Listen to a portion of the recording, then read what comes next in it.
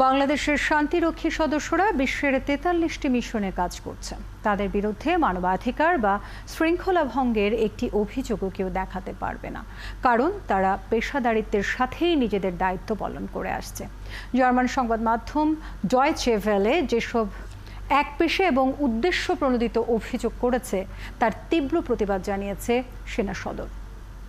রোববার association of Asia Pacific piece operation training সেন্টারের ১২তম বার্ষিক সাধারণ সভা ও কর্মশালার উদ্বোধনী অনুষ্ঠানে সাংবাদিকদের প্রশ্নের জবাবে সেনাপ্রধান জেনারেল এস.এম. শফি উদ্দিন আহমেদ এসব কথা বলেন। সেনাপ্রধান বলেন, তিনি নিজেও সংঘাতপূর্ণ মধ্য আফ্রিকার একটি মিশনে ডেপুটি কমান্ডার ছিলেন।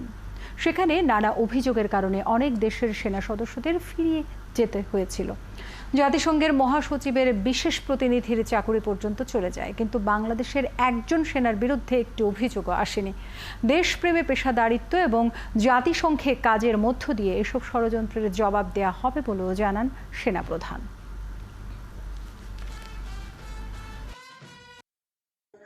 আমরা আমাদের কাজটা সঠিকভাবে করতে চাই এবং যারা এই অসাধু উদ্দেশ্য নিয়ে কিছু করার চেষ্টা করছে তাদেরকে আমরা সর্বাত্মকরণে ভুল প্রমাণিত করতে চাই। সম্প্রতি যে প্রতিবেদনটার কথা আপনি বললেন, ওখানে দেখবেন যে তারা তাদের হতাশা ব্যক্ত করেছে, যে এই কথা বারে বারে তারা বলেছে, কিন্তু জাতিসংঘ সদর দপ্তর তারা কোনো ব্যবস্থা নেয়।